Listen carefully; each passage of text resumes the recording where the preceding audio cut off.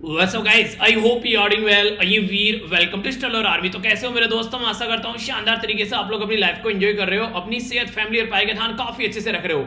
बड़ी शानदार, बहुत प्यारी और बहुत प्रैक्टिकल बात बोली गई है। आप लोगों ने कई बार सुना भी होगा, किसी भी काम को अगर आप लोग 10,000 बार ट्राई कर लेते हैं तो आप लोग उस काम के मास्टर बन जाते हैं। आप लोग क्या लगता है, सचिन तेंदुलकर इतने बेहतरीन प्लेयर या गुड ऑफ द क्रिकेट क्यों बोले गए? रोनाल्डो को इतने शानदार प्लेयर की कैटेगरी में क्यों रखा गया कि कोई उनके साथ में कंपीट ही नहीं कर पाता है? इसी तरीके से अगर कोई भी इंसान अपना जो काम कर रहा है वो रेगुलरली उसको रिपीट करता रहता है तो वो एक ऐसी पोजीशन पर पहुंच जाता है कि कोई उसको बीट नहीं कर सकता। इसलिए ये बोला गया था एक महान इंसान के द्वारा कि किसी भी चीज को अगर 1,000 बार प्रैक्टिस कर लो, इससे ज्यादा बेटर कि 1,000 चीज को आप लोग एक बार प्रैक्टिस करो। यानी कि कहने का मतलब ये है कि आप लोग रिवीजन जितना ज्यादा कर सकते हैं उतना ज्यादा आप लोगों को रिवीजन करना है, ताकि एग्जाम में आप लोगों को बिल्कुल ये लगे यार ये तो पता नहीं कितनी बार पढ़ रखा है, ये भी कोई क्वेश्चन था बनाने वाला। तो वो होता है तरीका अपने आप को सही तरीके से सही डायरेक्शन में लेकर चलने का। तो बात बोली गई कि we are what we repeatedly do, यानी कि जो भी आज के डेट में आप लोग हो ना, वो उसी चीज का नतीजा है जो आप लोग रिपीटेडली करते हैं। उसमें आप लोग कोई भी काम कर सकते हैं। आप लोग रिपीटेडली मूवियां देखते हैं, बैठकर यूट्यूब पर टाइम पास करते हैं, रिपीटेडली आप लोगों का सोने का पैटर्न वही आप लोग को देखने को मिलेगा, उठने का पैटर्न वही रहेगा, उसी टाइम आप लोग फ्रेश होने जाओगे। नॉर्मली अगर देखा जाए तो आप लोगों की बॉडी क्लॉक भी उसी तरीके से सेट हो जाती है। तो एक्सीलेंस अगर देखा जाए आप लोगों को जब देखने को मिलेगी, इट इज एक तरीका एक्ट नहीं है। तो बोला गया कि excellence then is not an act. तो ये कोई एक्ट नहीं होगा कि आप लोग एक्सीलेंस की पोजीशन में पहुंच गए हो, ये आप लोग की आदत बन चुकी, बट ए हैबिट, यानी कि आप लोग की आदत बन चुकी होगी और वो है आदत जो आप लोगों ने डेवलप की है वही ताउम्र आप लोगों के साथ चलती है। तो ये है तरीका। जिंदगी में अगर कुछ भी आप लोगों को पाना है तो उसको इतना प्रैक्टिस कर दो, इतना प्रैक्टिस कर दो कि कोई सोच भी ना सके कि ये इंसान इतनी ज्यादा इस चीज की प्रैक्टिस कर सकता है क्या। अब आप लोग सोच लीजिए कि आप लोग अचीव करना है और उसके लिए क्या प्रैक्टिस करनी है, ये आप लोग खुद डिसाइड कीजिए। और अगर कमेंट बॉक्स में भी आप लोग लिखना चाहते हैं तो लिख सकते हैं, क्योंकि ये चीजें आप लोग को रिकॉल कराएंगी। हाँ, आप लोगों को कुछ ऐसा करना है। देखिए कई सारे बच्चे बोलते हैं कि सर हम लोग एक तरीके से कई सारे बोलते हैं कि सर मेल लिखते हैं मुझे कि सर कमेंट करने में शर्म आती है। यार शर्म ऐसा करोगे इन बच्चों से जो आप लोगों के साथ में यहाँ पर लेक्चर देख रहे हैं तो आगे कैसे काम चलेगा? आप लोग यहाँ पर अगर आप लोगों को शर्म लगता है तो आप लोग क्या कर सकते हैं, थोड़ा सा तो आप कमेंट कर सकते हैं। मान लीजिए आप लोगों ने वीडियो खोली और उस टाइम पर वीडियो पे जो व्यूज हैं वो मान लीजिए 1,051 व्यूज हैं वीडियो के ऊपर, तो आप लोग कमेंट बॉक्स में लिख दीजिए 1,052। ठीक है, इतना तो लिखकर छोड़ सकते हैं ना कि हाँ इस नंबर पर मैंने वीडियो खोली। और डेली कोशिश करो कि इसको इंप्रूव करना स्टार्ट कर दो। लाइक वीडियो को करते हो तो उस पर देख लो या फिर कितने नंबर पे लाइक हो रखी वीडियो, आप लोगों ने जिसने नंबर पर आकर लाइक करा वो नंबर लिख दो कमेंट बॉक्स में। तो छोटे छोटे कमेंट करने स्टार्ट करो, फिर आप लोगों की आदत बन जाएगी और फिर इस तरीके से आप लोग उसको आगे लेकर चल सकते हो। यार कोई भी बच्चा अपनी माँ के पेट से सीख के नहीं आता है, यहीं पर ही आकर चीजें उसको सीखनी होती है। तो चीजों को प्रैक्टिस करो, ट्राई करो, फिर आप लोग ये चीजें भी लिखना स्टार्ट कर लोगे। काफी शानदार ये डिस्कशन रहेगा। 2 लेक्चर दोली अगर आप लोग देखेंगे तो करंट अफेयर आप लोगों की मुट्ठी में रहेगा, तो आप लोग अच्छे से एंजॉय कर सकते हैं। और किस तरीके से रक्षाबंधन आप लोगों ने सेलिब्रेट किया इसके बारे में जरूर बताएगा, कैसा रहा आप लोगों का ये रक्षाबंधन। इसी तरीके से चीजों को आप लोगों को सेलिब्रेट करते रहना है, यही तो जिंदगी है, सेलिब्रेशन में ही निकलनी चाहिए। कभी भी कहीं पर भी कहीं भी कोई दुखी वाले पल नहीं होने चाहिए, होंगे पर लेकिन जितना कम चाहो उनको आप लोग कर सकते हो अपने सेलिब्रेशन के मूवमेंट डाल के उसके अंदर। आइए पहले एक बार ओवरव्यू लेंगे क्या क्या लेक्चर हम लोग को देखना है, तो टकटकी लगाकर आप लोगों को ये लेक्चर देखना है। ओवरव्यू में देखते हैं क्या क्या चीजें आज हम लोग डिस्कस करने वाले हैं। सबसे पहले बात की जा रही है यहाँ पर लगभग 9 फुट की एक ब्रोंज की एक पर्टिकुलर स्टेचू थी, किस पर्टिकुलर पर्सनैलिटी की, जो कि फाउंडर भी है सिख एम्पायर के। उसको वेंडलाइज किया गया, इनके तोड़ा गया, कहां पर? लाहौर फोर्ट यानी कि पाकिस्तान के अंदर। तो किस पर्टिकुलर पर्सनैलिटी से ये रिलेटेड है आप लोग को ये बताना है। कौन सी मिनिस्ट्री है यहाँ पर आप लोगों को ये बताना है जिसके द्वारा अभी यहाँ पर जो इलेक्ट्रिसिटी जो प्रोड्यूसर है उनको सेल करने के लिए बोला गया कि थर्ड पार्टी को। जैसे कि आज की डेट में मान लीजिए आप लोगों को मैं बोलूं कि आप लोगों को पीपीटी बनाकर देनी है, ठीक है, पर लेकिन आप लोग क्या करें, अपने ही नीचे किसी पर्टिकुलर पर्सन को रख लें और वो पीपीटी बनाकर सेंड करें। तो यानी कहने का मतलब क्या होगा, काम दिया था आप लोगों को पर आप लोगों ने अपने ही नीचे कोई तीसरा पर्सन रख लिया तो वो अब पीपीटी बनाकर सेंड कर रहा है। तो ये हो गया काम किसी और का है, कोई और बनाकर सेंड कर रहा है, तो तीसरे इंसान को चीजों को ट्रांसफर कर देना। क्योंकि इंसान को ये लगता है कि यार ये नॉन इंपॉर्टेंट काम है मेरे लिए, तो इसको तीसरे इंसान को ट्रांसफर कर देते हैं। तो इस तरीके से आप लोग समझ सकते हैं, जबकि तीसरे इंसान के लिए वो काफी इंपॉर्टेंट हो जाता है तो उसको अपना खर्चा भी निकलता रहेगा और चीजें चलती रहेंगी। तो ये काम किया गया अभी यहाँ पर। तो आप लोग को ये बताना है कौन सी मिनिस्ट्री के अंदर ये चीजें देखने को मिलेगी। शंकर दयाल शर्मा हमारी कंट्री के कौन से नंबर के प्रेसिडेंट थे, रिसेंटली अभी न्यूज में है, जानेंगे। 1992 से लेकर 1997 तक ये हमारे देश के प्रेसिडेंट रहे। National mission for clean Ganga, इसी के साथ में national institute for urban affair, ये दोनों के द्वारा मिलकर रीऑर्गेनाइज करा जा रहा है, एक ऑर्गेनाइज करा जा रहा है जिसको बोला गया री इमेजिंग, यानी कि फिर से इमेज करना, एक तरीके फिर से सोचना उसके बारे में, किसके बारे में, तो ये एक नया एक प्रोग्राम आप लोग बोल सकते हैं, इसका नाम आप लोग को बताना है। नेक्स्ट बात की जा रही है यहाँ पर, ये है मणिरंग के बारे में, तो ये एक पर्टिकुलर हाईएस्ट माउंटेन पीक है जो रिसेंटली अभी न्यूज में था, इसके बारे में समझेंगे। आप लोग ये बताना कौन से राज्य में ये पीक पड़ता है। आप लोग कई बार यहाँ पर ऊंची चोटियों के बारे में पूछ लिया जाता है, तो उनको मैच करने के लिए क्वेश्चन बन जाते हैं। सेंसस, जिसको हिंदी में आप लोग जनगणना बोलते हैं, कौन से मंत्रालय के अंडर में आता है, अगर आप लोगों से कोई पूछे, ये भी इंपॉर्टेंट क्वेश्चन बन जाता है। पहली बार देश में सेंसस के अंदर एक पर्टिकुलर कम्युनिटी को इंक्लूड करने की बात की जा रही है। ये कम्युनिटी कौन सी है, इसके बारे में आप लोगों को बताना है, इसके बारे में इंफॉर्मेशन अभी सेंसस के अंदर देखने को मिलेगी, तो ये काफी एक इंपॉर्टेंट स्टेप आप लोग बोल सकते हैं। ये क्वेश्चन था पर आप लोगों को क्वेश्चन नहीं बना यहाँ पर, चलो कोई नहीं। फाइनेंस कमीशन जो है वो ग्रांट प्रोवाइड कराता है जब भी यहाँ पर पॉपुलेशन के लिए, यहाँ पर कोई भी अगर पॉपुलेशन के बेसिस पर सेंसस में जो भी पॉपुलेशन होगी तो उस राज्य को उसी के हिसाब से ग्रांट मिलेगा, तो ये काम फाइनेंस कमीशन का होता है। अगर बात करें यहाँ पर मुगल जो किंग था उनके टाइम पर यहाँ पर एक पर्टिकुलर रिपोर्ट इशू की जाती थी, इसका नाम आप लोग को बताना है, जो कि एक तरीका सेंसस माना जाता था। इसमें यहाँ पर पॉपुलेशन कितनी है, इंडस्ट्री कितनी है, लोगों के पास में वेल्थ कितनी है, क्या क्या और भी कई सारी चीजें इंक्लूड की जाती थी, तो इसको उस टाइम का सेंसस आप लोग बोल सकते हैं। आप लोगों को ये बताना है कि यहाँ पर ये पर्टिकुलर नाम क्या है इसका। सेंसस एक्ट कब का है, जो हमारी कंट्री में जनगणना का काम करता है, जिसके थ्रू यहाँ पर रेस्पॉन्सिबिलिटी दी जाती है कि हाँ इस तरीके से हमारा सेंसस कंडक्ट कराना है। जो सेंसस ऑफिसर होते हैं वो यहाँ पर बेसिकली इसको लेकर चलते हैं। तो ये है क्वेश्चन, आप लोगों को एक तरीके से ओवरव्यू, काफी और एक्स्ट्रा चीजें आप लोगों को लेक्चर में जानने को मिलेगी, तो अच्छे से टकटकी लगाकर आप लोगों को लेक्चर को देखना है। तो सबसे पहले हम लोग यहाँ पर बात करेंगे इंपॉर्टेंट डे के बारे में। ये आप लोगों से क्वेश्चन भी पूछा जा सकता है, इसके बारे में कुछ अपने कॉन्स्टिट्यूशन से रिलेटेड भी हम लोग बातें करेंगे। International day for remembrance of the slave trade and it's abolition, यानी एक तरीके से याद किया जाता है जो स्लेव ट्रेड किए जाते थे, यानी कि इंसानों को जब बेचा जाता था यहाँ पर और उसको कैसे अबोलिश करना है, इंसानियत के खिलाफ होता था, तो इसके चलते ये डे 23 अगस्त को सेलिब्रेट किया जाता था। तो मेमोरी याद दिलाई जाती है कि ट्रांस अटलांटिक स्लेव ट्रेड जो किया जाता था वो किस तरीका एक तरीके से व्यवहार देखने को मिलता था। ट्रांस अटलांटिक का मतलब यानी कि अफ्रीका कॉन्टिनेंट से काफी सारे लोगों को स्लेव की तरीके से ले जाया जाता था यहाँ से, और काफी लार्ज स्केल पर यहाँ पर इससे होते हुए अफ्रीका से यहाँ पर पहुंचा करते थे अमेरिका के अंदर में, ठीक है। तो अटलांटिक ओशन के थ्रू होते हुए यहाँ पर, इसीलिए यहाँ पर इसको ट्रांस अटलांटिक, जो basically trans Atlantic slave trade बोला जाता है। तो ये काफी लार्ज स्केल पर इसको लेकर अलग अलग कंट्री में प्रोटेस्ट भी हुए, काफी सारे आंदोलन हुए इसको लेकर, तो इसके बारे में आप लोगों को याद रखना है। इंपॉर्टेंट बातें अपने संविधान के बारे में मैं आप लोगों को बताने वाला हूं। पर लेकिन स्लेव होता क्या है, एक तरीके से नॉर्मली आज की डेट में अगर आप लोग कहीं पर काम करते हैं तो आप लोग एक प्रॉपर वहां पर जॉब करेंगे, तो आप लोग बोलेंगे नौकरी करते हैं, यानी कि नौकर है कहीं पर, तो वो आप लोगों को पोस्ट मिल गई, तो उसके लिए गवर्नमेंट की पोस्ट हो गई, तो गवर्नमेंट जॉब में आप लोग नौकर हो गए, तो वहां पर आप लोगों को सैलरी मिलती है प्रॉपर आपका काम करने की।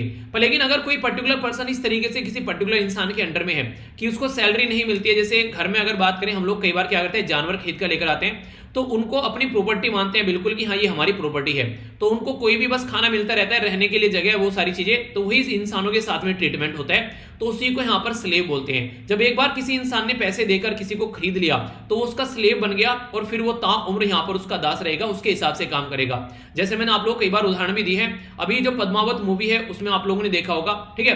तो यहाँ पर अलाउद्दीन खिलजी को जो मलिक काफूर स्लेव दिया जाता है, वो तो मलिक काफूर जो स्लेव होता है वो एक काफी एक उन्हें कहते हैं कि वफादार स्लेव आप लोग को देखने को मिलता है। तो इसी के बारे में अगर आप लोगों से कुछ बेसिक बातें करूं मैं आप लोगों से, जब संविधान के अंदर आप लोग जाएंगे तो पार्ट 3 के अंदर आर्टिकल 12 से लेकर आर्टिकल जो 35 तक फंडामेंटल राइट देखने को मिलेंगे।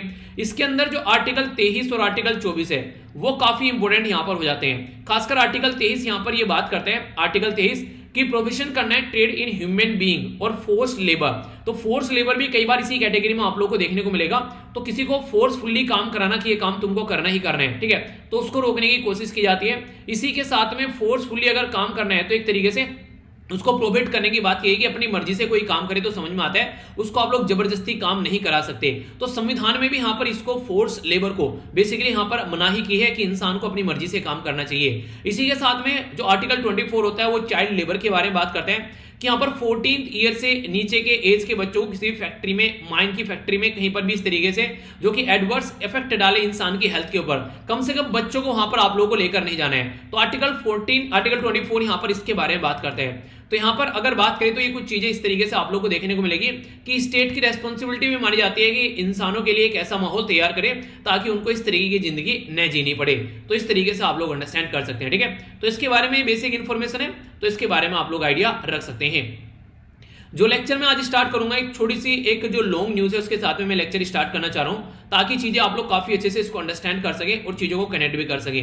ये जो न्यूज है यहाँ पर ये बात करेंगे हम लोग नेशनल न्यूज के बारे में, और ये जो नेशनल न्यूज है यहाँ पर ये बात करेगा सेंसस के बारे में। तो थोड़ा सा डिटेल में डिस्कस करूंगा, इसके बाद में शॉर्ट न्यूज देखेंगे क्योंकि ये काफी इंटरेस्टिंग टॉपिक है, मुझे पढ़ाने में मजा आएगा और आप लोगों को सुनने में मजा आएगा। तो इसको थोड़ा सा ध्यान से सुनिएगा, इसके ऊपर क्वेश्चन भी बन सकते हैं क्योंकि जनगणना जो है, जो सेंसस जो है वो अभी प्रस्तुत किया जाना है, क्योंकि अभी आप लोग 2011 में सेंसस प्रस्तुत किया गया था। आपका जो सेंसस होगा ये सेंसस होगा आप लोगों का 2021 का, फिर आगे आने वाले पूरे 10 साल तक यानी कि 2031 तक यही सेंसस आप लोगों का चलने वाला है। तो जो भी क्वेश्चन बनेंगे आप लोगों के वो इसी सेंसस से आप लोगों के देखने को मिलेंगे। फिर 2031 तक मुझे नहीं लगता है कि आप लोगों में से कोई उतने लंबे समय तक पेपर देगा, तब तक सबका जो है एक तरीके से जोर ढीला हो चुका होता है, फिर नए बच्चे पेपर देंगे। तो इसलिए आप लोगों के लिए काफी इंपॉर्टेंट सेंसस यहाँ पर ये होने वाला है। तो इसके बारे में कुछ बेसिक इंफॉर्मेशन जान लेते हैं, फिर आगे चलकर हम लोग काफी इंटरेस्टिंग चीजें जानेंगे। सबसे पहले मैं आप लोगों को थोड़ी सी हिस्ट्री बताऊं इसके बारे में, सेंसस के बारे में, जिसको हिंदी में आप लोग जनगणना बोलते हैं। तो सबसे पहले क्या इसके बारे में कोई मेंशन किया गया है?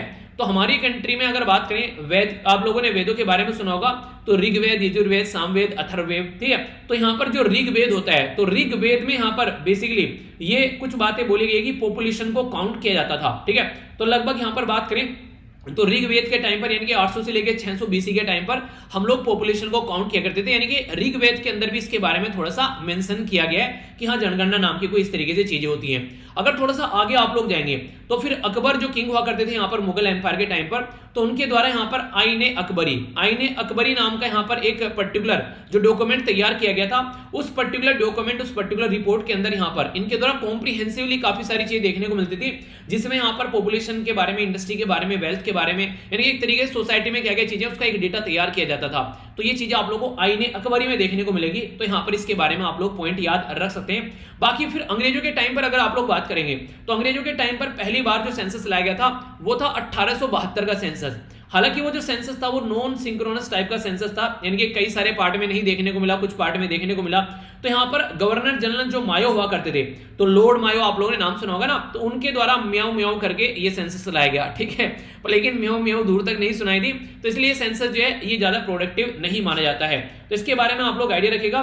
फिर जो एक फुल फ्लेज सेंसस, एक कंप्लीट सेंसस जो हमारे देश में माना जाता है, वो सेंसस है 1881 का। तो ये इंपॉर्टेंट सेंसस है जो कि हमारी कंट्री में सबसे पहला फुल फ्लेज सेंसस देखने को मिला, जो कि आप लोग यहाँ पर हमारे देश में नजर आए। तो यहाँ से पहली बार अगर बात करें हमारे देश में इस तरीके सेंसस आप लोगों का फुल फ्लेज सेंसस स्टार्ट हो गया था 1881 में। फिर हमारी कंट्री में देश आजाद हो गया, तो देश आजाद होने के बाद में एक सेंसस एक्ट लाया गया 1948 में। तो 1948 का जो सेंसस एक्ट लाया गया उसके हिसाब से हमारी कंट्री में सेंसस कंडक्ट कराया जाता है आज की डेट में भी। तो इसमें आप लोगों को देखने को मिलेंगे कई तरीके डेटा आप लोगों के सामने निकल कर आते हैं, और खासकर ये जो सारा रेस्पॉन्सिबिलिटी होती है ये मिनिस्ट्री ऑफ होम अफेयर के अंडर में आती है सेंसस को कंडक्ट कराने की। तो ये सेंसस के बारे में कुछ बेसिक इंफॉर्मेशन होगी जिसके बारे में आप लोग आइडिया रखेगा।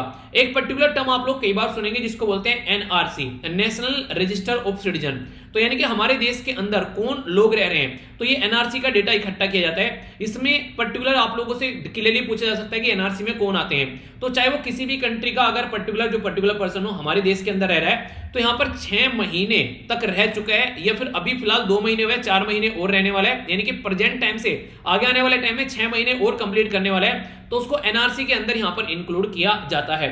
तो ये डेटा भी यहाँ पर बेसिकली पॉलिसी बनाने के काम आता है, कौन कौन लोग बाहर के रह रहे हैं, तो उससे यहाँ पर चीजें कई सारी पता चलती हैं। अभी फिलहाल के सेंसस के बारे में अगर बात करें, कई सारी इंटरेस्टिंग चीजें आप लोगों को देखने को मिलेगी। सबसे पहले तो यहाँ पर ये जो पैसा यहाँ पर दिया जाता है तो फाइनेंस कमीशन से निकल कर आता है जब सेंसस के लिए पैसा दिया जाता है। यानी कि फाइनेंस कमीशन के बारे में बात करें तो संविधान में आर्टिकल 280 में फाइनेंस कमीशन के बारे में मेंशन है। तो यहाँ से सेंसस के लिए ग्रांट दिया जाता है, जो यहाँ पर सेंसस जो किए जाते हैं यहाँ पर, तो उसके लिए यहाँ पर सेंसस के बेस पर, यानी कि एक तरीके से 2011 का जो सेंसस था उसके बेस पर किस राज्य की कितनी पॉपुलेशन थी, तो सेंसस के बेस पर फाइनेंस कमीशन जो है वो राज्य को पैसा देता है, ठीक है। ये है सही टर्म, ठीक है। फाइनेंस कमीशन पॉपुलेशन के बेस पर जो है राज्य को पैसा देता है। तो जो सा लेटेस्ट सेंसस होता है उसके बेस पर यहाँ पर पैसा दिया जाता है। तो फाइनेंस कमीशन के बारे में आप लोग ये मोटा मोटा पॉइंट याद रख सकते हैं। एक और इंपॉर्टेंट पॉइंट यहाँ पर, जो अब की बार का जो सेंसस है यहाँ पर ये पहली बार इसमें, अब तक आप लोगों को देखने को मिलेगा मेल हुआ करते थे और फीमेल हुआ करते थे, पहली बार सेंसस के अंदर ट्रांसजेंडर कम्युनिटी को भी इंक्लूड किया जा रहा है। तो head of the transgender community ये यहाँ पर इसके अंदर इंक्लूड किया जा रहा है। सेंसस में कास्ट वगैरह हम लोग काउंट नहीं करते हैं, उसके लिए अलग से एक सेंसस आता है जिसको बोलते हैं सोशियो इकोनॉमिक कास्ट सेंसस, ठीक है। तो ये आप लोगों को देखने को मिलेगा सोशियो इकोनॉमिक कास्ट सेंसस, ठीक है। तो ये यहाँ पर पहली बार कंडक्ट कराया गया था 2011 वाले सेंसस के अंदर में, जिसके चलते कास्ट को भी अलग अलग तरीके से काउंट किया गया था। तो ये तो बेसिक इसके बारे में इंफॉर्मेशन होगी। अब आर्टिकल में चलते हैं, आखिर ये न्यूज में क्यों आया है। तो ये तो मैंने आप लोगों को हिस्ट्री बता दी। आर्टिकल के अंदर चलते हैं। अभी देखिए मैंने बताया कि कौन सी मिनिस्ट्री के अंडर आता है, तो मिनिस्ट्री ऑफ होम अफेयर के अंदर सेंसस आप लोगों को देखने को मिलेगा। और यहाँ पर लोकसभा के अंदर इनके द्वारा कुछ बातें बोली गई कि देखो यार, सेंसस वैसे तो हम लोग को 2021 में लेकर आना था, पर लेकिन 2020-21 में काफी लार्ज स्केल पर कोविड-19 यहाँ पर चला, तो सेंसस का काफी सारा डेटा जो है वो इकट्ठा नहीं कर पाए, इसके चलते पोस्टपोन कर दिया गया। तो अभी आगे जब भी चीजें प्रस्तुत की जाएंगी तो फिर आप लोगों को यहाँ पर देखने को मिलेगी। इंडिया जो है उसका जो सेंसस है ये एवरी डेकेड यानी कि हर 10 साल में सेंसस इकट्ठा किया जाता है। लास्ट सेंसस 2011 में, अब की बार होगा 2021 में। तो 16वां नेशनल सेंसस आप लोगों को ये देखने को मिलेगा, जो कि 2021 में आप लोगों के सामने प्रस्तुत किया जाना है। इंटरेस्टिंग बात यहां पर यह है कि पहली बार हमारे देश में डिजिटल सेंसस होगा, यानी कि हम लोग कागज पत्तर इतने खर्च नहीं करेंगे, सारा डेटा जो है वो डिजिटल फॉर्म में रिकॉर्ड किया जा रहा है। तो इससे फायदा क्या होगा, इससे फायदा ही होगा कि एक तरीके से जो गलती होने के चांसेस में काफी ज्यादा कमी आ जाएगी, वरना मैनमेड कई बार यहां पर एक तरीके से मिस्टेक्स होती हैं। तो इसके चलते थोड़ा सा बेहतर रहेगा पहले के कंपेयर में। और मिनिस्ट्री ऑफ होम अफेयर जो है सेंसस कंडक्ट आती है। डेटा कलेक्शन जो भी यहां पर होगा वो मोबाइल एप्लीकेशन के थ्रू होगा। सेंसस पोर्टल को मैनेज किया जाएगा, मॉनिटर किया जाएगा जो भी एक्टिविटी रहेगी, और उसको आगे लेकर चला जाएगा। अब आप लोग बोलेंगे यार ये तो बड़ा आसान हो गया है, ये तो सेंसस कराना अब चुटकियों का काम हो गया। ऐसी बात नहीं है, कई सारे चैलेंजेस आप लोग को यहाँ पर देखने को मिलेंगे। इंपॉर्टेंट क्या है, अगर आप इंपॉर्टेंस पूछे आप लोग को, पहले तो आप लोग देखिए इंपॉर्टेंस क्या है। तो एक कॉम्प्रिहेंसिव सोर्स ऑफ डेटा रहता है, कहां पर कौन लोग हैं, कितने काम कर रहे हैं, कितने बेरोजगार हैं, बहुत सारी चीजें यहाँ पर इकट्ठी की जाती है सेंसस के अंदर में। तो गवर्नमेंट के पास में एक डेटा इकट्ठा हो जाता है, कौन जॉब कर रहा है, कौन किसान है, कौन किस किस काम में क्या कर रहे हैं। तो इससे क्या रहता है, उनको डिसीजन मेकिंग में काफी ज्यादा फायदा हो जाता है, पॉलिसी बनाने में काफी ज्यादा फायदा हो जाता है, चीजों को डिमार्केट करने में। अच्छा यहाँ इस तरीके के लोग रहते हैं, यहाँ पे इस तरीके के लोग रहते हैं, उसमें फायदा हो जाता है। और इसी के साथ में यहाँ पर सेंसस के बेस पर ही जब पता रहेगा इस एरिया में इतनी पॉपुलेशन है, तो आप लोगों को पता है कि कॉन्स्टिट्यूएंसी जब तैयार की जाती है इलेक्शन के लिए, चाहे वो लोकसभा के लिए हो, चाहे वो आप लोग की लेजिस्लेटिव असेंबली के लिए हो, तो यहाँ पर एक पार्लियामेंट के लिए फिर स्टेट के लिए, तो इसके बेस पर यहाँ पर जो कॉन्स्टिट्यूएंसी आप लोगों की तैयार की जाती है। नॉर्मली आप लोगों ने चीज देखी होगी, जिस डिस्ट्रिक्ट के आप लोग रहते हैं, कई बार वो डिस्ट्रिक्ट जो है उसमें आप लोगों की कॉन्स्टिट्यूएंसी नहीं रहती है। मेरे साथ में ये फंडा है, मेरा डिस्ट्रिक्ट कोई और है और मेरी कॉन्स्टिट्यूएंसी जो है वो कोई और है। तो आप लोगों को यहाँ पर कॉन्स्टिट्यूएंसी और डिस्ट्रिक्ट में डिफरेंस इसलिए रहेगा क्योंकि कॉन्स्टिट्यूएंसी जो है वो पॉपुलेशन के बेस पर बनाई जाती है, ना कि आप लोगों के डिस्ट्रिक्ट के बेस पर, यानी कि आप लोगों के जिले के बेस पर ये नहीं बनाई जाती है। तो ये इंपॉर्टेंट बात आप लोग याद रखिएगा। जो ग्रांट है यहाँ पर, ये बेसिकली ग्रांट जो दिया जाता है, ये यहाँ पर आप लोगों को देखने को मिलेगा इसी के बेस पर कि किन एरिया में क्या क्या चीजें हैं। तो यहाँ पर ग्रांट भी फिर यहाँ से निकल कर आते हैं। और खासकर जब यहाँ पर ये फाइनेंस कमीशन यहाँ पर ये काम करता है, तो वो यहाँ से आप लोगों को चीजें देखने को मिलेगी। तो कहने का मतलब ये कि एक तरीके से फाइनेंस कमीशन के लिए आसान हो जाता है कि किस किस एरिया में कितना ग्रांट देना है। तो ये कई सारी चीजें हैं, ठीक है। तो इसके बारे में बेसिक इंफॉर्मेशन होगी। अगर इंपोर्टेंस के बारे में कुछ लिखने के लिए आ जाए, अब थोड़ा सा चैलेंज के बारे में बात करते हैं। देखिए, अगर किसी ने कोई इंफॉर्मेशन जो है, चाहे वो कागज में पहले ली जा रही थी, अब यहाँ पर मोबाइल, टैबलेट या ऐप में ली जा रही है, तो अगर किसी ने थोड़ी सी भी एरर कर दी, वो कंटिन्यूअसली आगे एरर चलती रहेगी। तो कई बार ये माना जाता है कि जो डेटा है वो इतना प्योर नहीं है, क्योंकि at the end of the day तो इंसानों के हाथों से ही होकर आता है ना। तो कई तरीके की आप लोगों को यहाँ पर गलतियां देखने को मिल जाती है। इसी के साथ में फॉल्स इंफॉर्मेशन भी रहती है। हो सा है यहाँ पर किससे फोर्सफुली तो ये पूछेंगे नहीं जाके कि क्या होना है, तो आराम से एक सिटीजन से बातें पूछेंगे। तो सिटीजन कई बार क्या रहते हैं, डर में रहते हैं, लैक ऑफ एजुकेशन रहती है, ठीक है। उनको इन सब चीजों से लगता है पता नहीं यार गवर्नमेंट क्या करेगी। कई बार लोग वैसे डर जाते हैं कि पता चला कुछ और तो नहीं चल रहा है यहाँ पर, हमारे पीछे कुछ और साजिश तो नहीं रच रहे हैं। तो इस तरीके से यहाँ पर कई सारे लोग जो है वो उसको गलत तरीके से लेते हैं और अपनी सही इंफॉर्मेशन भी प्रोवाइड नहीं कराते हैं, ठीक है। इसके साथ में कई सारी ह्यूज कॉस्ट लग जाती है। गवर्नमेंट ये जो एक्सरसाइज कंडक्ट कराती है उसके लिए अलग से पैसा दिया जाता है। तो एक तरीके से यहाँ पर अलग से इसके लिए रेवेन्यू जाएगा, जो कि काफी अच्छा खासा रेवेन्यू इसके लिए यहाँ पर दिया जाता है। तो उसके चलते काफी सारी चीज देखने को मिलती है। इसी के साथ में अगर बात करें जैसे सिक्योरिटी के मामले में आप लोग बात करें तो जो डेटा कलेक्ट किया जा रहा है तो उसके बारे में अगर देखेंगे तो डेटा कलेक्ट करना यहाँ पर एडुकेट सही तरीके से उसका बैकअप रखना वो भी ज्यादा जरूरी है, ठीक है। तो यहाँ पर उसमें भी कई सारी दिक्कतें देखने को मिलेगी। तो प्रॉपर सिक्योर डेटा यहाँ पर रहना चाहिए, डेटा का कोई एब्यूज नहीं होना चाहिए। पता चला जो डेटा आप लोगों ने इकट्ठा किया, जैसे आधार कार्ड का डेटा चोरी हुआ घूम रहा था, ऐसे आप लोग का ये डेटा भी चोरी हुआ घूम रहा है, तो ये वाली दिक्कत काफी बड़ी रह जाती है। तो इसके बारे में कुछ सोचना पड़ेगा। लैक ऑफ कम्युनिटी पार्टिसिपेशन, कई बार कम्युनिटी पार्टिसिपेट यहाँ पर नहीं करती है। जैसे मैंने बताया ना आपकी अनएजुकेटेड लोग कई बार देखने को मिलेंगे, तो उनको लगता है कि पता नहीं क्या चीजें चल रही है, तो इसके चलते यहाँ पर प्रॉपर डेटा भी इकट्ठा नहीं हो पाता है। तो ये बहुत सारी प्रॉब्लम सामने दिक्कतें निकल कर आती है, जिसके बारे में आप लोगों को कोई कंफ्यूजन नहीं होना चाहिए, ठीक है। तो ये इसलिए मैंने डिटेल में पढ़ाया, इसकी हिस्ट्री भी आप लोगों को इसलिए बताई ताकि आगे से कोई क्वेश्चन बन जाए तो क्लियरली आप लोग उसका आंसर कर सकें, ठीक है। तो कैसा रहा बताइए जरा, किस तरीके से आप लोग को एक डाउट है तो फिर क्वेश्चन पूछ लिया कीजिए, तो आप लोग को उसका आंसर मिलेगा, ठीक है। तो कंफ्यूज नहीं होना है, ओके।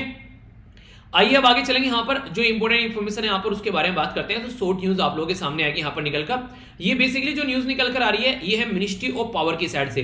मिनिस्ट्री ऑफ पावर के द्वारा अभी एक अमेंडमेंट प्रपोज किया गया है। एक तरीके से क्या किया गया कि जो इलेक्ट्रिसिटी प्रोड्यूस करने वाली जो कंपनी है, अब अगर उनको लगता है कि आप लोग बस प्रोडक्शन का काम करेंगे, इसको बेचना नहीं है, तो ये काम यहाँ पर बेसिकली किसी और को दे देंगे, थर्ड पार्टी को। नॉर्मली जो आईफोन वगैरह आप लोग ये खरीद कर लेकर आते हैं, मोबाइल आप लोग खरीद कर लेकर आते हैं, आप लोगों को क्या लगता है ये एप्पल कंपनी थोड़ी ना बनाती है। आप लोगों ने देखा होगा अभी कुछ दिनों पहले इंडिया के अंदर एक फैक्ट्री थी, उसमें आग लग गई थी, वो एप्पल की कंपनी के मोबाइल फोन बना रही थी, जबकि वो एप्पल से एफिलिएटेड है बस ओनली।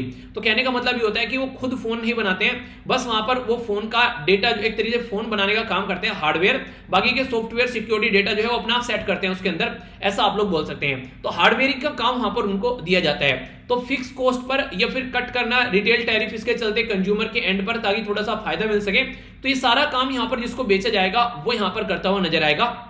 इसी के चलते मिनिस्ट्री ने यहां पर electricity late payment surcharge amendment rule 2021 यहां पर प्रस्तुत किया, जिसमें थर्ड पर्सन को यूज किया जा सकता है। मान लीजिए अब कोई कंपनी है वो इलेक्ट्रिसिटी जनरेट कर रही है, मान लीजिए उन्होंने क्या किया, बांध बना रखा है वहां पर, उससे इलेक्ट्रिसिटी जनरेट की जा रही है। वो इलेक्ट्रिसिटी जनरेट करने में इतना बिजी है, उसको ये लग नहीं रहा है कि अच्छा काम है। जैसे अभी मैं आप लोगों को उदाहरण देता हूं, वर्ल्ड हेल्थ ऑर्गेनाइजेशन। तो वर्ल्ड हेल्थ ऑर्गेनाइजेशन ने क्या किया, उसने अलग से एक ऑर्गेनाइजेशन बना दी। वो ऑर्गेनाइजेशन ये देखेगी कि जहां जहां से भी पैसा इकट्ठा कर रहा है उस पैसे को कैसे यूज करना है, कहां कहां कोविड-19 का इंपैक्ट पड़ा वहां पर इसको यूज कर लिया, ऐसे यूज कर लिया। तो इस तरीके से बोल सकते हैं कि हम तो अपना हेल्थ वाला काम करेंगे, बाकी का आप लोग देख लो आप लोगों को क्या करना है, ठीक है। ये बिल्कुल ऐसे जैसे कि मैं आप लोगों को आज के दिन में आप लोगों ने देखा होगा कई सारे बच्चों को जो किताबें मेरे द्वारा भेजी गई हैं, ठीक है, तो उसमें मेरा भी काफी ज्यादा टाइम लग जाता है। आप लोगों का मेल पढ़ना, उसके बारे में फिर देखना अच्छा किसने क्या क्या है, किसके क्या क्या रिक्वायरमेंट है, ठीक है। तो कई सारे बच्चों के मेल आ रहे हैं, बहुत सारे बच्चों के, अभी तो पुराने मेल पढ़ रहा हूं मैं, लगभग यहाँ पर एक महीने पुराने, ठीक है।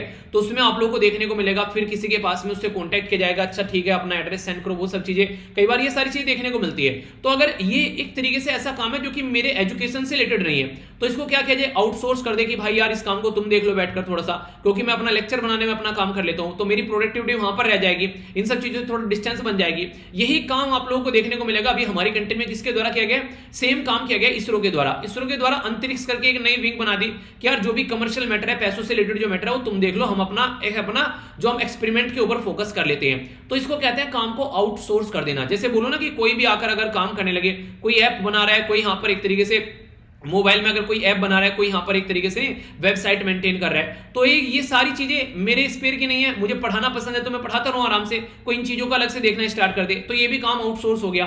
तो ये सारी चीजें आउटसोर्सिंग रहती है। तो इसमें क्या करता है, जो मेन इंसान है वो मेन काम करता है, जो उसका फील्ड है, बाकी की सारी चीजों को आउटसोर्स कर देना इसको कहते हैं। तो इस तरीके से आप लोग अंडरस्टैंड कर सकते हैं। तो यहां पर पावर जनरेटिंग जो कंपनी है उनके द्वारा भी एक ऑप्शन रखा गया कि पावर को सेल कर दो थर्ड पार्टी को, एक पर्टिकुलर कॉस्ट के अंदर में अपनी जो कॉस्ट है उसको रिकवर कर लो, अब बाकी थर्ड पार्टी डिसाइड कर लेगी कि उनको क्या करना है। फिक्स्ड कॉस्ट बर्डन इनके ऊपर रहेगा, डिस्ट्रीब्यूशन लाइसेंस जो सेल करना है वो रिड्यूस करना है, कैसे करनी है सारी चीजें वो उनके ऊपर रहेंगी। तो एक बार लाइसेंस डिस्ट्रीब्यूट कर दिया उन्होंने, अपनी पेमेंट कर दी, या फिर लेट पेमेंट सरचार्ज भी यहां पर लगेगा, तो उसके चलते जो भी चीजें होंगी अब वो सारी चीजें देखेंगे।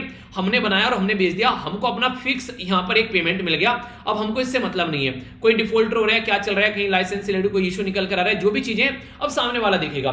तो कई सारी कंपनी इस तरीके से सामने निकल कर आई, उनको ये लग रहा था यार ये अच्छा तरीका है, इससे हम जो है अपने उस काम पर फोकस कर पाएंगे जिस काम के लिए हम लोगों ने ये चीजें स्टार्ट की थी। जैसे मैं ना कि मैं पढ़ाई पर फोकस कर पाऊं, तो जिसके लिए मैंने स्टार्ट की है चीजें, तो वो आप लोग अंडरस्टैंड कर सकते हैं। तो आप लोग कैसे लगा ये आइडिया, आप लोग अपनी राय बता सकते हैं, बेसिक इंफॉर्मेशन है। आगे चलते हैं। नेक्स्ट इंपॉर्टेंट न्यूज यहां पर निकल कर आ रही है, प्रेसिडेंट रामनाथ कोविंद जी के द्वारा अभी यहां पर एक ट्रिब्यूट पे किया गया यहां पर शंकर दयाल शर्मा, जो शंकर दयाल शर्मा जी की बर्थ एनिवर्सरी थी, तो राष्ट्रपति भवन में उसको सेलिब्रेट किया गया। चलिए वो तो इंपॉर्टेंट नहीं है, पर हाँ इनके बारे में कुछ बेसिक इन्फॉर्मेशन जान लेते हैं। शंकर दयाल जो शर्मा जी है यहाँ पर 1918 से लेके 1999 तक इनका टाइम ड्यूरेशन रहा। इंडियन नेशनल कांग्रेस के यानी कि आईएनसी के मेंबर थे। चीफ मिनिस्टर रहे यहाँ पर ये, एक तरीके से आप लोग देखते हैं यहाँ पर 1952 से लेके यहाँ पर 1956 तक का, ठीक है। भोपाल स्टेट, उस टाइम पर भोपाल स्टेट बोला जाता था, आज के टाइम में तो मध्य प्रदेश में कैपिटल है। इसी के साथ में यूनियन कैबिनेट मिनिस्टर यहाँ पर ये रहे 1956 से लेके 1967 तक। कई सारे पोर्टफोलियो इनके पास में रहे, जैसे एजुकेशन मिनिस्ट्री रहे, law and public work, industry, commerce, national resource and separate revenue से रिलेटेड भी मिनिस्ट्री इनके पास में रही। अगेन इनके द्वारा यूनियन मिनिस्ट्री ऑफ कम्युनिकेशन का भी भार लिया गया 1974 से लेके 77 तक का, तो ये काफी लंबे समय तक यहाँ पर पोस्ट पर रहे। वाइस प्रेसिडेंट बने आगे चलकर, ये 8th वाइस प्रेसिडेंट रहे देश के, और एक्स ऑफिशियल चेयरमैन भी रहे राज्यसभा के। इसी के साथ में 1987-1992 तक, फिर आगे चल के प्रेसिडेंट बने 9th प्रेसिडेंट इंडिया के, ठीक है, 1992 से लेके 1997 तक का। आप लोगों को ये बताना है प्रेसिडेंट जो है हमारी कंट्री में एपीजे अब्दुल कलाम सर जो है कौन से नंबर के प्रेसिडेंट थे। एक छोटा सा क्वेश्चन है, आप लोग बताइएगा। एक काफी महान पर्सनैलिटी, रियलिटी में यार इनका नाम लेते ना अंदर से अजीब एक यानी बड़ी प्यारी सी रेस्पेक्ट निकल के आती है। और यहाँ पर अगर बात करें जो यहाँ पर बेसिकली शंकर दयाल शर्मा जी के बारे में, तो इनको अपॉइंट किया गया था गवर्नर भी आंध्र प्रदेश का, ठीक है। आगे चलकर इनको 1998 इनको पहले 90 जो बेसिकली 84 के एयरफेयर में इनको आंध्र प्रदेश का गवर्नर भी अपॉइंट किया गया। तो ये कुछ ऐसी बातें हैं जिसके बारे में आप लोग याद रख सकते हैं। तो बेसिक इन्फॉर्मेशन थी जो मैंने आप लोगों के साथ में यहाँ पर शेयर की एक पर्टिकुलर पर्सनैलिटी के बारे में। तो पर्सन इन न्यूज के अंदर भी आप लोगों से एक क्वेश्चन पूछा जा सकता है, ठीक है। आगे चलते हैं। ये काफी एक दुखद घटना आप लोग बोल सकते हैं। नॉर्मली पाकिस्तान में ऐसी हरकतें चलती रहती हैं, जो माइनॉरिटी कम्युनिटी है उनको वो शांति में वहां पर रहने नहीं देते हैं। तो 9 फीट टोल अभी ब्रोंज की यहाँ पर एक पर्टिकुलर स्टेचू थी महाराजा रणजीत सिंह जी की, जो कि सिख एम्पायर के एक तरीके से फाउंडर माने जाते हैं, मतलब माने जाते क्या है। तो लाहौर के अंदर इनकी एक स्टेचू थी जो कि यहाँ पर वेंडलाइज की गई, इसको तोड़ा गया पाकिस्तान के अंदर। तो महाराजा रणजीत सिंह जो है 1780 से लेके 1839 तक का यहाँ पर लाहौर के अंदर 1799 तक का आफ्टर जब इन्वेड किया गया सिटी को, तो हिंदू मुस्लिम सिख एलीट ग्रुप यहाँ पर थे, ठीक है। तो उस टाइम पर इनके द्वारा रूल किया गया। लाहौर जो था बिगेस्ट और मोस्ट डेवलप सिटी था पंजाब के अंदर में, ठीक है। तो यहां पर इस टाइम पर ये रहे, क्योंकि मुगल एम्पायर जो था, आप लोगों को पता है औरंगजेब के बाद में फिर मुगल एम्पायर की कमर टूटनी स्टार्ट हो गई। तो मुगल एम्पायर के कंट्रोल में जो भी लोग हुआ करते थे, उन्होंने मुगल एम्पायर को छोड़ना स्टार्ट कर दिया, अपने अपने एरिया में जाने लगे। जैसे अफगान बार बार आकर अटैक कर रहे थे, ठीक है। इसी के साथ में जो सिख ग्रुप है वो भी यहाँ पर इंडिपेंडेंटली अपना काम करना स्टार्ट कर दिया था। तो इसके चलते आप लोगों को देखने को मिलेगा मुगल एम्पायर की हरकतें जो थी वो एक तरीके से इस तरीके की नहीं रही कि जिस तरीके से उस टाइम पर हुआ करती थी, जब यहाँ पर अकबर हुआ करते थे या फिर जब यहाँ पर एक तरीके से औरंगजेब हुआ करते थे। तो उस टाइम पर एक अलग माहौल था, पर लेकिन अब आते आते वो माहौल जो है वो बिल्कुल चेंज हो चुका था। तो इसलिए यहाँ पर आप लोगों को देखने को मिलेगा, यहाँ पर आसानी से कोई भी आकर ये एक तरीके से मुगल एम्पायर की पिटाई करके चला जाता था, और अंग्रेजों ने तो ये चीजें समझ ही ली थी कि हाँ किस तरीके से अब चीजों को कंट्रोल करना है। तो इस तरीके से यहाँ पर रेजिडेंट ऑफ लाहौर जो है उनके चलते यहाँ पर एक तरीके से अत्याधिक टैक्स भी पे किया जाता था, कई बार ये भी बोला जाता है, यानी एक तरीके से यहाँ पर इनकी स्टेचू को वेंडलाइज कर दिया, जिसकी वजह से यहाँ पर ये न्यूज में तो पाकिस्तान के अंदर लाहौर फोर्ट के अंदर यहाँ पर ये हरकतें देखने को मिली। तो बेसिक इन्फॉर्मेशन है, इसके बारे में आप लोग आइडिया रख सकते हैं। आगे चलते हैं। नेक्स्ट जो इंपॉर्टेंट न्यूज यहाँ पर निकल कर आ रही है, यह ministry of road transport and highway से related. Road transport and highway के द्वारा यहाँ पर electronic monitoring and enforcement of road safety के बारे में बात की जा रही है। देखिए हमारी कंट्री में हर साल लगभग 5 लाख के करीब एक्सीडेंट होते हैं। जब ये 5 लाख एक्सीडेंट होते हैं तो इसमें से 1.5 लाख यानी कि 1.5 लाख के करीब लोगों की जान चली जाती है। और जब मैं बोलता हूं 1.5 लाख के करीब लोगों की जान गई, तो इसका मतलब ये है कि 1.5 लाख घर बर्बाद हो गए, क्योंकि मैक्सिमम लोग बाहर वो निकलते हैं गाड़ी पर, बाइक पर, जो कमाने वाले हैं। तो इसलिए यहाँ पर ये समझिए कि इतने सारे लोग जो हैं उनको काफी बड़ी दिक्कत देखने को मिलेगी, इतने सारे परिवार को।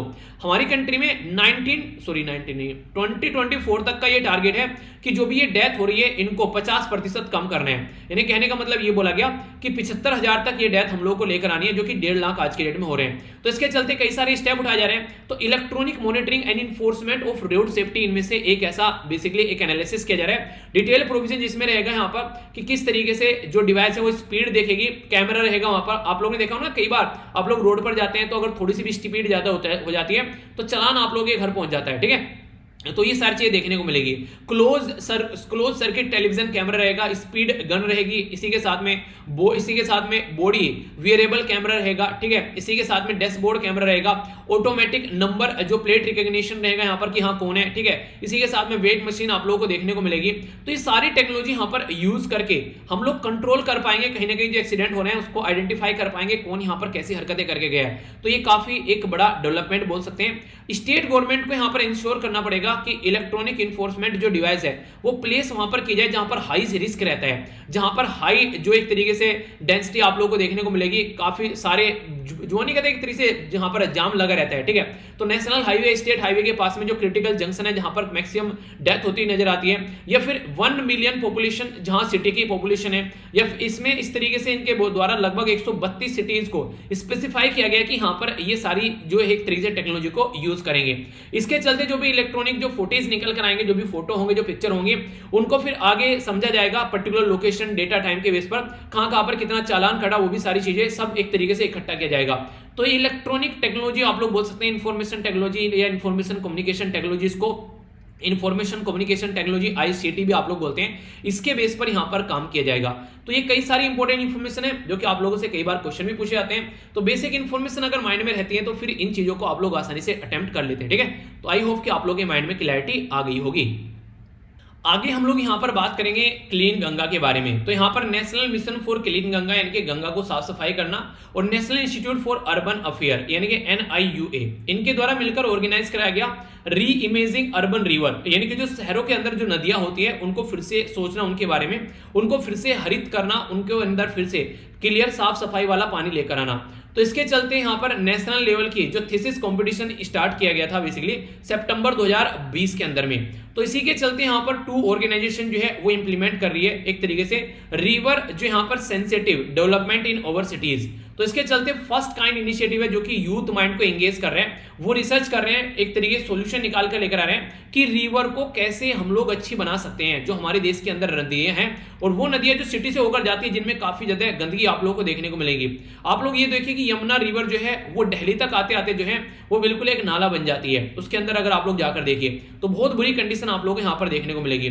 तो पर्पज यहाँ पर ये एक तरीके से बेसिकली जो ये थीसिस कंपटीशन है ताकि एक तरीके से इंटेलेक्ट और क्रिएटिविटी स्टूडेंट के अंदर क्रिएट की जा सके और आगे आने वाले टाइम में इसके सॉल्यूशन तो निकाला ही जा सके और यंग जनरेशन इसके बारे में अंडरस्टैंड भी करना स्टार्ट करे और हम लोग इन चीजों को, इन आइडियाज को आगे एसोसिएट करके चीजों को इकट्ठा कर सके। कॉम्पिटिशन जो है वो 3 थीम पे यहाँ पर रहने वाला है, यानी कि थीम जो है 3 है।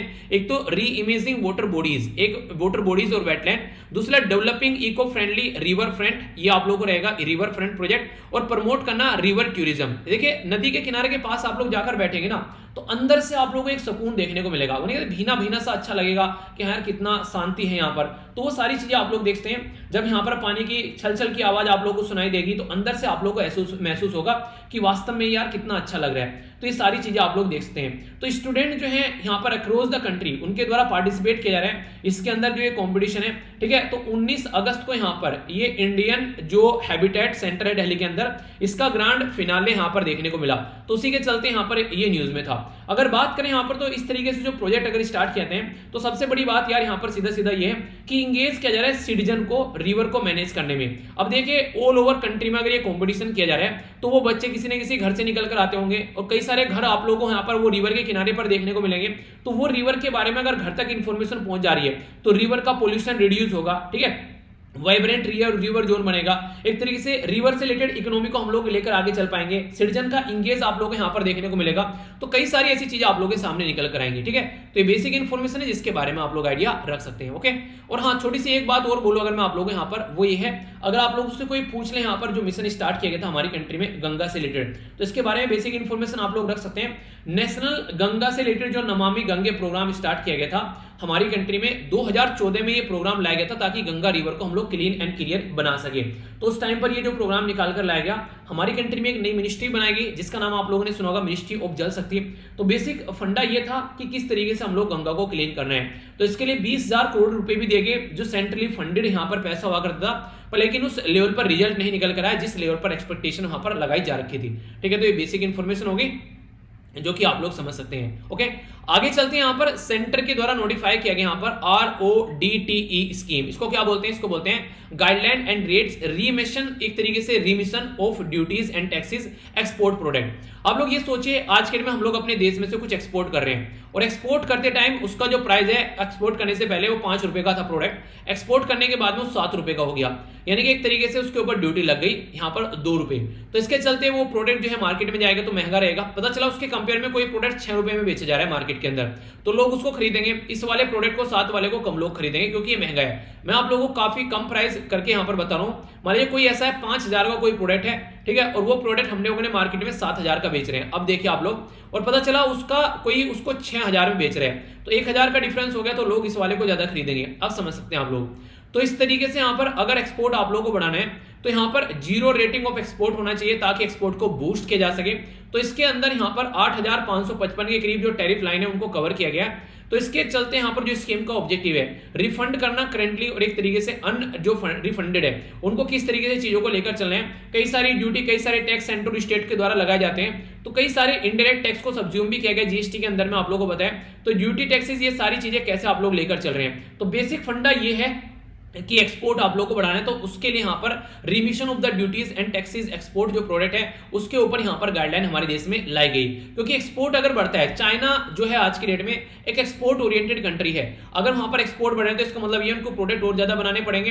प्रोडक्ट और ज्यादा बनाने पड़ेंगे तो सीधा सीधा मतलब ये कि अपने देश में लोगों को और ज्यादा इंप्लॉयमेंट मिलेगा, अपनी ही कंट्री की जीडीपी उनकी बढ़ती हुई नजर आएगी, तो कई सारे फायदे आप लोगों को यहाँ पर देखने को मिलेंगे। तो यानी कि आम के आम और गुठलियों के दाम, तो इस तरीके से आप लोग अंडरस्टैंड कर सकते हैं। तो इस तरीके से इसके बारे में आइडिया रखेगा तो कहीं ना कहीं ये काफी एक अच्छा चीज बन जाती है अगर हम लोग इस तरह की चीजों को सपोर्ट करते हैं। ठीक है, आगे चलते हैं। यहाँ पर बेसिकली बात की जा रही है आजादी का अमृत महोत्सव। आजादी का अमृत महोत्सव हम लोग सेलिब्रेट कर ही रहे हैं। इसके चलते इंडियन एयरफोर्स, याद रखिएगा इंपॉर्टेंट क्वेश्चन बन सकता है, डिफेंस की तैयारी कर रहे हैं तो आप लोग, ऑल वुमेन ट्राई सर्विस एक माउंटेनिंग जो टीम तैयार की गई जो कि 1 अगस्त से यहां पर स्टार्ट हुई एयरफोर्स स्टेशन न्यू दिल्ली से, और उस टीम के द्वारा सक्सेसफुली माउंटेन, जो यहां पर माउंटेन क्या है, इसका नाम है मिनिरंग, जो कि सबसे ऊंची माउंटेन है हिमाचल प्रदेश के अंदर में, इसकी फतेह हासिल की गई 15 अगस्त के दिन। तो इनको रिकॉग्नाइज किया गया। यहाँ पर बेसिकली ये जो आप लोगों को माउंटेन देखने को मिलेगी, ये किन्नूर और जो स्पीति डिस्ट्रिक्ट है उसके बॉर्डर पर आप लोगों को यहाँ पर नजर आएगा। इसी के नाम पर यहाँ पर बेसिकली मिनिरंग पास भी है यहाँ पर, ठीक है, जो कि यहाँ पर अर्ली टूरिस्ट, जो यहाँ पर एक तरीके ट्रेड का एक व्यापार करने का तरीका माना जाता था। मोटरेबल रोड भी थी यहाँ पर, इसके पहले आप लोगों को ये भी देखने को मिलेगी। तो ये भी कई बार न्यूज में अगर इस तरीके से जियोग्राफिकल लोकेशन आ जाती है, कोई ऐसा इंसिडेंट, कोई ऐसा इवेंट देखने को मिलता है कि वो चीज न्यूज में आ गई है, तो क्वेश्चन अगर एग्जाम में पूछा जाए तो आप लोगों को कंफ्यूज नहीं होना चाहिए। ठीक है, तो बेसिक इन्फॉर्मेशन हो गई ना इससे रिलेटेड, तो आप लोगों को कंफ्यूजन नहीं होना चाहिए। तो ये इसके बारे में इन्फॉर्मेशन, तो कोई भी कंफ्यूजन माइंड में मत रखना। ठीक है, तो डिटेल में हम लोगों ने इसके बारे में डिस्कस कर लिया, फिर भी कोई कंफ्यूजन अगर आप लोगों को रह जाता है तो उसके बारे में आप लोग जरूर बोला कीजिए। ठीक है, आगे चलते हैं। नेक्स्ट जो इंपॉर्टेंट जो न्यूज आप लोगों के सामने यहाँ पर निकल कर आ रही है, ये है आर्ट एंड कल्चर के बारे में। आर्ट एंड कल्चर के बारे में आप लोगों ने अगर बात करो आप लोगों से, तो आप लोगों ने कई बार हुनर हाट के बारे में सुना होगा।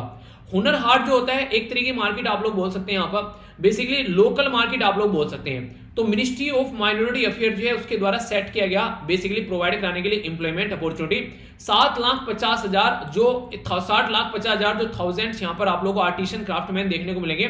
75 हुनर हाट के तहत यहाँ पर आप लोगों को फायदा देखने को मिलेगा। तो ये हुनर हाट जो काफी ज्यादा फायदा यहाँ पर पहुंचाने वाली है, इनको हम लोग कैसे यूज करेंगे आजादी के अमृत महोत्सव में, उससे रिलेटेड कुछ बातें आप लोग समझिएगा। तो इसमें क्या किया जा रहा है, बेसिकली ऑर्गेनाइज कराया जा रहा है कंट्री के अंदर 75, क्योंकि आजादी के 75 साल सेलिब्रेट करें तो 75 हाट जो हैं वो यहाँ पर बेसिकली अमृत महोत्सव के उपलक्ष्य में आप लोगों को देखने को मिलेंगे, जो यहाँ पर इंडिपेंडेंस डे से यहाँ पर चीजें स्टार्ट की गई। ठीक है, तो 75 ये बेसिकली अमृत महोत्सव जो पार्क है उनको कंस्ट्रक्ट किया जा रहा है, जो कि खाली वक्फ लैंड है। तो वक्फ बोर्ड जो होता है ये बेसिकली मुस्लिम कम्युनिटी से रिलेटेड जो लैंड होती है, तो कंट्री के अंदर उसके बारे में बात की जा रही है। तो यहाँ पर इसके चलते अगर बात करें तो वक्फ तारकियाती योजना ये यहाँ पर सामने लाई गई प्रधानमंत्री जन विकास कार्यक्रम के तहत। तो हुनर हाट जो है वो एक तरीका एग्जीबिशन होगा जहां पर हथकरघा से रिलेटेड चीजें, जो ट्रेडिशनल प्रोडक्ट है हमारी कंट्री की कल्चर है, उनको रखा जाएगा, खासकर माइनॉरिटी कम्युनिटी की। ठीक है, तो इसके चलते आप लोग बोल सकते हैं कि हमारी कंट्री में काफी कुछ किया जा रहा है। अगर बात की जाए इसके बारे में तो माइनॉरिटी कम्युनिटी से रिलेटेड यहां पर चीजें आप लोग को देखने को मिलेगी। यानी कि इनडायरेक्ट वे में अगर मैं आप लोगों से बोलूं, कहीं ना कहीं आप लोग ऐसा बोल सकते हैं कि यहाँ पर आज की डेट में एक तरीके से माइनॉरिटी कम्युनिटी से रिलेटेड जो प्रोडक्ट है उनको भी सपोर्ट करने की बात की जा रही है। जो यहाँ पर वोकल फॉर लोकल थीम है इस पर्टिकुलर चीज के लिए, ताकि चीजों को लोकल एरिया पर सपोर्ट किया जा सके। वोकल फॉर लोकल मतलब यानी कि लोकल चीजों के बारे में बातें करना, उनको सपोर्ट करना, इसीलिए नाम भी इसका रखा गया वोकल, यानी कि बातें करना फॉर लोकल, यानी कि लोकल प्रोडक्ट का। ठीक है, तो ये बेसिक इंफॉर्मेशन है। ये जो ऑर्गेनाइज कराया जाएगा मिनिस्ट्री ऑफ माइनॉरिटी के द्वारा, बेसिकली उस्ताद बोला गया, इसका नाम आप लोगों ने पहले भी सुना होगा। उस्ताद का मतलब है upgrading the skill and training in traditional art craft for development, यानी कि अगर किसी को लगता है कि हाँ उसकी ये हुनर काम कर रही है, उसको और अच्छे से अपग्रेड कर उसको इस लेवल पर लेकर आना, ताकि नेशनल और इंटरनेशनल लेवल पर भी उसको प्रेजेंट किया जा सके। तो उस्ताद स्कीम का मतलब है अपग्रेडिंग द स्किल, यानी कि स्किल को अपग्रेड करना, ट्रेनिंग करना ट्रेडिशनल आर्ट के अंदर या क्राफ्ट के अंदर। तो इसके चलते डेवलपमेंट स्कीम है यहाँ पर। उस्ताद स्कीम का एम यही है कि प्रिजर्व करना रिच हेरिटेज, जो कल्चर है हमारी, ट्रेडिशनल आर्ट है, क्राफ्ट है, माइनॉरिटी जो कम्युनिटी के द्वारा बनाए जाते हैं। आप लोगों ने देखा होगा पुराने टाइम पर कई तरह की अच्छी अच्छी चीजें बनाई जाती थी, तो उसके बारे में आप लोग यहाँ पर बेसिकली बोल सकते हैं। एम क्या है यहाँ पर, ये हार्ट का एम है बेसिकली मार्केट एक्सपोज एक तरीके से आप लोगों को देखने को मिले, एम्प्लॉयमेंट अपॉर्चुनिटी लोगों को देखने को मिले, और आर्टिसन जो भी है यहाँ पर, क्राफ्टमैन जो है, ट्रेडिशनल जो यहाँ पर क्लिनरी जो एक्सपर्ट हैं, तो उनकी भी चीजें लोगों के सामने निकल कर आए, तो बूस्ट करेंगे उनकी स्किल। एक तरीके से जो जुल्हाई हैं, आर्टिसन जो काम करते हैं इस एरिया में, तो ट्रेडिशनल एंसेस्ट्रल वो जो वर्क रहता है। मान लीजिए आज के डेट में जैसे मैं बात करूं, जैसे मेरे फादर जो है पहले आर्मी में थे, आज के डेट में एक किसान है, तो इसका मतलब ये हो गया मुझे जो है खेती के बारे में चीजें पता होनी चाहिए, क्योंकि एक तरीके से खेती जो हो गया, एक तरीके से आप लोग बोल सकते हैं कि एक नहीं, एक तरीके से अपनी, पहले मेरे दादाजी थे वो किसान थे, ठीक है, मेरे घर में ताऊजी वगैरह वो खेती किया करते थे, अभी यहाँ पर पापा जी वगैरह हैं ये मतलब खेती करते हैं, तो इस इनडायरेक्ट में बोला जाए तो मैं एक किसान फैमिली से बिलोंग करता हूँ, तो कहीं ना कहीं मुझे वो सारी चीजें पता होनी चाहिए कि हाँ कैसे कैसे खेती की जाती है, किस तरीके से अगर खेती करनी है, तो कल को जाकर अगर मुझे भी एक बार को खेती करनी पड़ जाए या इसके बारे में किससे बात करनी पड़ जाए, तो पता होना चाहिए कि हाँ इसका बैकग्राउंड इससे है,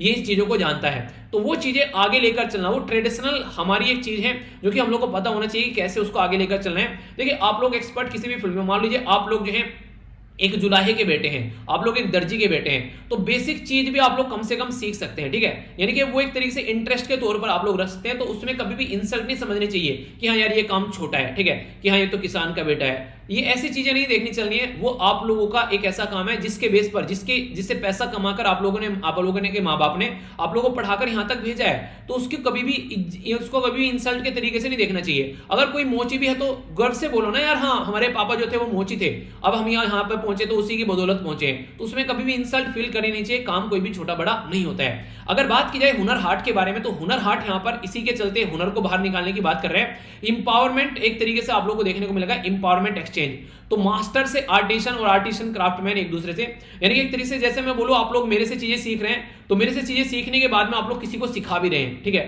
तो इस तरीके से आप लोग बोल सकते हैं। तो यही इसी तरीके से पार्ट यहाँ पर माना जा रहा है। तो यहाँ पर काफी बेनिफिशियल रहेगा, एनकरेज करेगा लोकल एरिया में जो भी यहाँ पर लाखों लोग इस एरिया में काम कर रहे हैं। तो हुनर हाट एक तरीके से उनके जो प्रोडक्ट हैं वो भी लोगों के सामने निकाल कर लेकर आएगा। मोर देन 5 लाख के करीब ऐसे लोग हैं हमारी कंट्री में जो इस फील्ड में काम कर रहे हैं, और उनको आगे चलकर इंप्लॉयमेंट अपॉर्चुनिटी दिख रही है 5 साल के अंदर। हुनर हाट के अंदर लास्ट 5 साल में काफी अपॉर्चुनिटी और आगे भी यहाँ पर चीजें देखने को मिल सकती है। तो ये है हुनर हाट, ये काफी अच्छा आप लोगों को यहाँ पर चीजें देखने को मिलेगी, ठीक है। तो बेसिक इन्फॉर्मेशन हो गई, कोई कंफ्यूजन आप लोगों को इससे रिलेटेड माइंड में नहीं होना चाहिए। स्कीम के बारे में एक बात की जा रही है जिसको बोलते हैं प्रधानमंत्री जन आरोग्य योजना। ये न्यूज में किस लिए है, आयुष्मान भारत जो प्रधानमंत्री जन आरोग्य योजना है, ये माना जा रहा है उसके द्वारा अप्रोक्सीमेटली 32 लाख कोविड-19 के टेस्ट यहाँ पर और 7.08 लाख ट्रीटमेंट जो है वो ऑथराइज किए गए 2020 से लेके जो अप्रैल से 2021 जुलाई तक का, यानी कि इसके द्वारा काफी बड़े यहाँ पर अचीवमेंट किए गए हैं, काफी लार्ज स्केल पर लोगों को पैसा ऑफर किया गया। तो यहाँ पर इसका पर्पज क्या था कि 5 लाख रुपए पर फैमिली प्रोवाइड कराई जा सके यहाँ पर बेसिकली सेकेंडरी केयर के लिए भी, ठीक है, which does not involve A super speciality hospital को छोड़कर, ठीक है, बाकी की सारी चीजें आप लोगों को देखने को मिलेगी। और इसी के साथ में as well as tertiary care आप लोग बोल सकते हैं सुपर स्पेशलिटी हॉस्पिटल की, ठीक है। तो यहाँ पर एक तरीके से ये सारी चीजें 5 लाख रुपए तक का बेसिकली था सेकेंडरी केयर के लिए, ठीक है। तो एक तरीके से बोल सकते हैं यहाँ पर टर्सरी केयर के लिए भी था, एक तरीके सुपर स्पेशलिटी हॉस्पिटल में केयर की बात आप लोग कर सकते हैं टर्सरी वाली कैटेगरी के अंदर में। यानी कि एक तरीके से अगर फैमिली के अंदर कोई बीमार हो जाता है तो 5 लाख रुपए का इंश्योरेंस यहां पर देने की बात की गई थी। तो प्रधानमंत्री जन आरोग्य योजना के तहत कैशलेस और पेपरलेस एक्सेस आप लोगों को यहां पर प्रोवाइड कराया जाएगा। पर लेकिन इसके अंदर कई सारी दिक्कतें देखने को मिली थी कि पैसा वहां से बाद में आता रहेगा, पहले कस्टमर अगर कोई मरीज है, कोई पेशेंट है, उससे पैसा लिया जा रहा था, जिसकी वजह से काफी ज्यादा क्रिटिसिज्म भी हुआ। हेल्थ बेनिफिट पैकेज जो है वो यहाँ पर सर्जरी, मेडिकल या डेव ट्रीटमेंट, कॉस्ट ऑफ मेडिसिन, ये डायग्नोसिस, ये सारी चीजें इसके अंदर यहाँ पर कवर की गई थी, जिसकी वजह से ये न्यूज में था। अगर बात करें यहाँ पर इंटाइटलमेंट के बारे में, बेनिफिशियरी को कैसे आइडेंटिफाई किया गया, तो सोशियो इकोनॉमिक कास्ट सेंसस जो मैंने अभी आप लोगों को बताया भी था, उसके बेस पर बेनिफिशियरी को आइडेंटिफाई किया गया। सारा पैसा जो है यहाँ पर कौन देगा, देखिए आप लोगों को अगर मैं बात करूं, हेल्थ जो है हमारी कंट्री में ये स्टेट लिस्ट के अंदर सब्जेक्ट आप लोगों को देखने को मिलेगा। हेल्थ के मामले में बात करते हैं, जैसे एजुकेशन जो है वो कौन करंट लिस्ट के अंदर आता है, हमारे संविधान में 7वां शेड्यूल है। 7वें शेड्यूल के अंदर 3 लिस्ट है, जिसको सेंट्रल लिस्ट, स्टेट लिस्ट और कौन करंट लिस्ट बोलते हैं। तो यहाँ पर हेल्थ जो होता है वो स्टेट लिस्ट के अंदर में आता है, तो इसलिए कोई भी अगर हेल्थ से रिलेटेड स्कीम होगी वो सेंट्रल स्पॉन्सर्ड स्कीम होगी, सेंटर और स्टेट मिलकर काम करेंगे। जैसे नॉर्मल राज्य और यूनियन टेरिटरी में 60% पैसा सेंटर देगा, 40% राज्य देगा। अगर वो नॉर्थ ईस्ट का या फिर जम्मू कश्मीर, हिमाचल प्रदेश, उत्तराखंड पहाड़ी वाला इलाका है तो 90% यहाँ पर सेंटर देगा, 10% स्टेट देगा। और अगर यहाँ पर यूनियन टेरिटरी है तो जिसके अंदर लेजिस्लेचर नहीं है, जैसे कि पुडुचेरी हो गया, जम्मू एंड कश्मीर हो गया, दिल्ली हो गया, तो इनके अंदर लेजिस्लेचर आप लोगों को देखने को मिलेगा। तो इनके अंदर इनको छोड़कर बाकी का, जैसे कि अंडमान निकोबार हो गया, ठीक है, लक्षद्वीप हो गया, ठीक है, चंडीगढ़ हो गया, इनके लिए 100% पैसा जो है वो सेंट्रल गवर्नमेंट से निकल कर आएगा, ठीक है, क्योंकि यहाँ पर खुद का लेजिस्लेचर नहीं है। नेशनल हेल्थ अथॉरिटी जो है उसके द्वारा यहाँ पर बात करें, अनाउंस किया गया सोसाइटी रजिस्ट्रेशन एक्ट 1860 के तहत यहाँ पर, जो कि नेशनल हेल्थ अथॉरिटी है, जो कि इंप्लीमेंट करती है प्रधानमंत्री जन आरोग्य योजना। तो अगर कोई पूछ ले कि कौन यहाँ पर इंप्लीमेंट करने वाली ऑर्गेनाइजेशन है, तो नेशनल हेल्थ अथॉरिटी, तो ये याद रखिएगा। स्टेट हेल्थ जो एजेंसी यहाँ पर वो एपेक्स बॉडी है, स्टेट के अंदर में रेस्पॉन्सिबल रहती है, जो प्रधानमंत्री जन आरोग्य योजना स्टेट के अंदर इंप्लीमेंट करने वाली। तो दोनों में कंफ्यूज नहीं होना है, अलग अलग तरीके से आप लोगों को चीजें देखने को मिलेंगी कि राज्य में कौन इंप्लीमेंट कर रहा है और एक तरीके से सेंटर पे कौन इंप्लीमेंट कर रहा है। तो अगर माइंड में आप लोग क्लैरिटी रहेगी तो आप लोग अच्छे से इसका आंसर कर पाएंगे। तो इसलिए मैंने बोला कि इनके बारे में कम से कम आप लोग के माइंड में कोई कंफ्यूजन नहीं होना चाहिए। प्रधानमंत्री जो जन आरोग्य योजना है, इसके बारे में मैंने आप लोग को बता ही दिया। कई सारे जो राज्य हैं, ठीक है, तो कई सारे राज्य जो हैं वो इसमें भी काम कर रहे हैं, ठीक है, पर कई सारे राज्य ने अब तक भी इंप्लीमेंट नहीं किया, जिसकी वजह से क्रिटिसाइज भी किया था। जैसे कि तेलंगाना के बारे में बात करते थे, ठीक है, उन्होंने अपनी अलग स्कीम लेकर आ रहे हैं, वेस्ट बंगाल, दिल्ली, उड़ीसा, इसके चलते, ठीक है, तो क्योंकि यहाँ पर उनको लग रहा था कि उससे बेटर तरीके से वो चीजों को प्रोवाइड करा पा रहे हैं, तो गरीब सेक्शन के लिए काफी ज्यादा फायदा रहा इसके चलते। तो बोला जा रहा है काफी अच्छे से लोगों को फायदा पहुंचाया गया। तो ये रिसेंटली अभी फिर से स्कीम जो थी वो न्यूज में आ गई थी। तो ये था टोटल आज का डिस्कशन। देख लेते हैं क्या क्या हम लोगों ने डिस्कस किया, इसके बाद में आप लोगों का रिवीजन होगा। तो अच्छे से आप लोग वीडियो को एंजॉय किया कीजिए। एक्जैक्टली आप लोगों को 9 बजे वीडियो देखने को मिल जाती है और ये सुबह 7 बजे, तो इनको आप लोग अपनी लाइफ का पार्ट बना सकते हैं। और हाँ, इसी के साथ में यहाँ पर श्री नारायण गुरु जयंती भी है, तो इसको भी आप लोग सेलिब्रेट कर सकते हैं। बाकी अगर बात करें यहाँ पर, तो हम लोगों ने बात की स्लेव ट्रेड, ये इसी के साथ में अबोलिशन के बारे में, तो इसके बारे में 2 आर्टिकल भी मैंने डिस्कस किए जो कि फंडामेंटल राइट की कैटेगरी में आते हैं। बाकी हम लोगों ने यहाँ पर इलेक्ट्रिसिटी, पावर जनरेशन, वो सब बातें करी। अपनी कंट्री के 9th प्रेसिडेंट के बारे में हम लोग को जानने को मिला, तो कुछ बेसिक इन्फॉर्मेशन थी। इसी के साथ में हम लोगों ने यहाँ पर महाराजा रणजीत सिंह जी से रिलेटेड और जो भी दुर्घटना पाकिस्तान के अंदर देखी उसके बारे में जाना।